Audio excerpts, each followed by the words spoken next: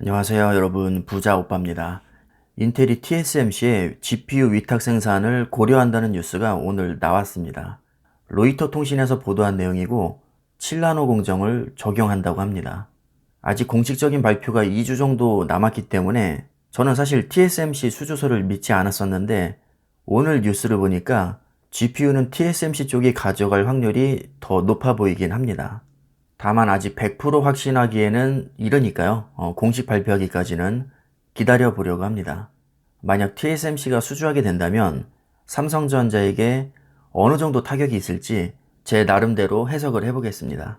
일단 인텔은 종합반도체 기업이기 때문에 원래는 자신이 설계한 제품을 직접 제조하는 것이 맞습니다.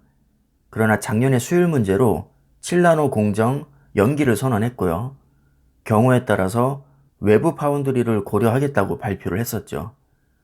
인텔보다 제조 기술이 앞선 곳은 삼성전자와 TSMC 딱 두 곳뿐이기 때문에 삼성전자가 수주할 가능성도 꽤 높다고 생각을 했었는데 오늘 이렇게 TSMC 쪽으로 기운 것 같다는 뉴스가 나와 버렸습니다.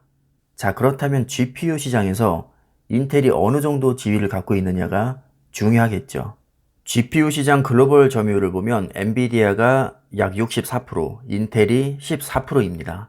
참고로 AMD는 22% 정도 됩니다.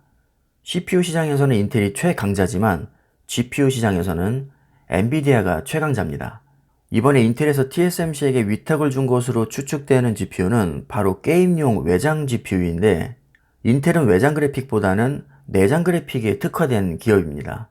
더구나 외장 그래픽 시장에 진출한 지도 얼마 안 됐기 때문에 GPU 수주로 얻는 이득은 생각보다는 크지 않을 것으로 생각이 됩니다. 내장 그래픽과 외장 그래픽에 대해서도 어느 정도 이해하실 필요가 있기 때문에 제가 간단히 설명을 해드리겠습니다. 내장 그래픽은 CPU 자체에 내장된 GPU 코어입니다. 원래 내장 그래픽은 성능이 너무 구려서 게임은 아예 포기하고 화면 출력이나 정말 라이트한 작업용으로만 주로 썼었지만 요즘에는 성능이 많이 좋아져서 가벼운 게임 정도는 돌릴 수 있습니다.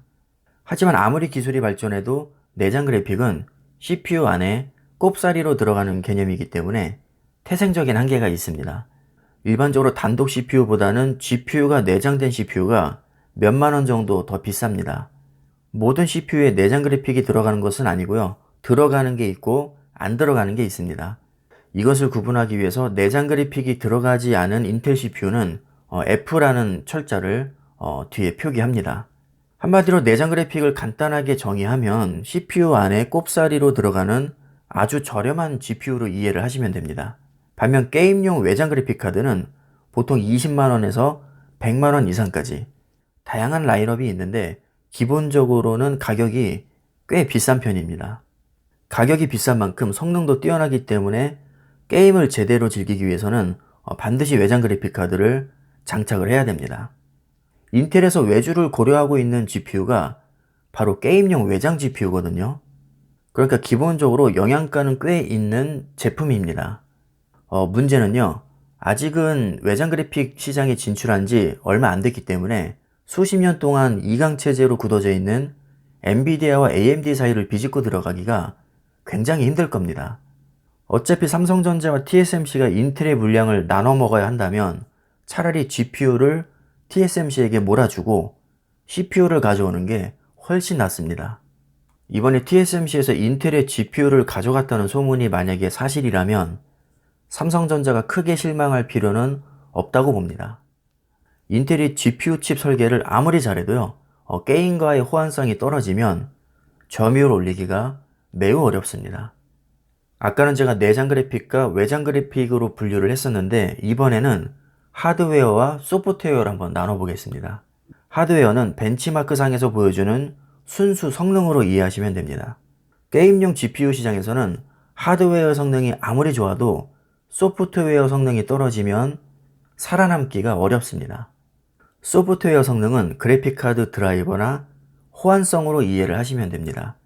분명히 벤치마크에서는 성능이 좋게 나왔는데 이상하게 실제로 게임을 해보면 프레임이 뚝뚝 끊기거나 갑자기 먹통이 되거나 튕기는 현상이 발생할 수 있습니다. 이런 증상은 하드웨어 성능 문제가 아니라 소프트웨어 문제입니다. 게임에서만 발생하는 것은 아니고요. 프리미어 프로나 다빈치 리졸브 같은 동영상 편집 프로그램에서도 이런 문제가 발생할 수 있습니다.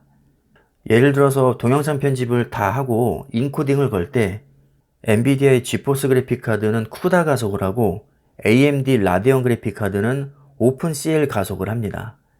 여기서 가속이란 것은요, 데이터를 처리할 때 GPU 자원을 활용해서 작업 시간을 단축시키는 기술입니다. CPU 혼자서 처리할 때와 비교하면 정말 많게는 몇 배까지도 차이가 납니다.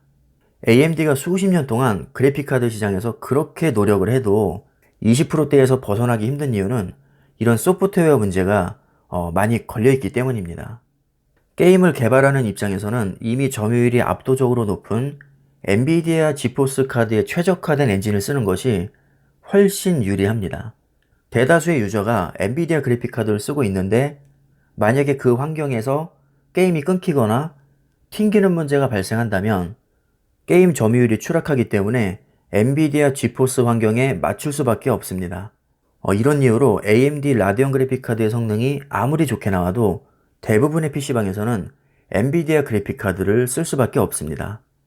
AMD 그래픽카드는 일부 매니아층이나 문제가 발생했을 때 대처가 가능한 고급 유저들이 주로 사용을 합니다.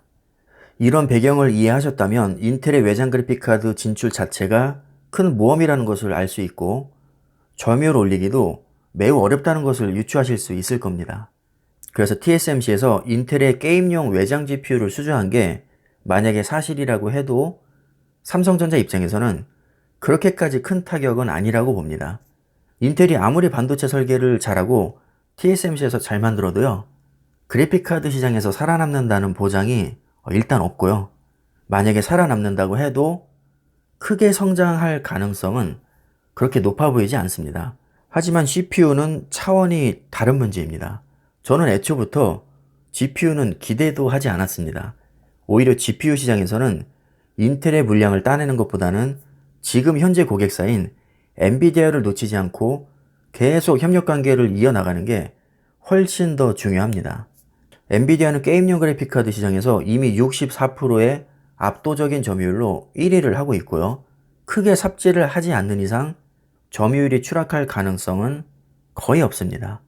인공지능이나 자율주행 연산용 GPU 시장이 커질수록 엔비디아의 위상도 그만큼 높아지기 때문에 GPU 쪽은 엔비디아 하나만 꽉 잡아도 크게 성장할 수 있습니다.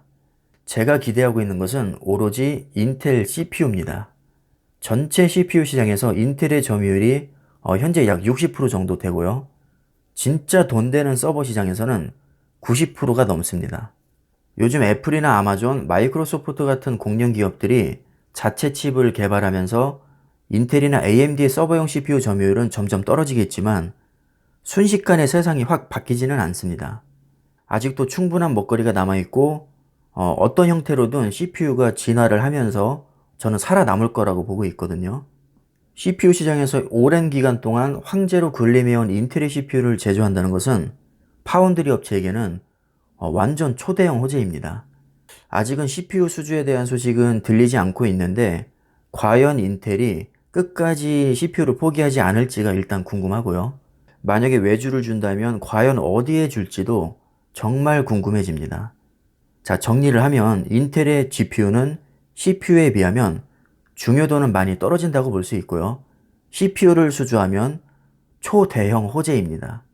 자, 따라서 GPU를 TSMC에서 가져간 게 사실이라고 해도 주가에는 그렇게 큰 영향은 없을 거라고 보는데 이건 제 개인적인 생각일 뿐이고요. 시장에서는 어떻게 반응할지 사실 알 수가 없죠.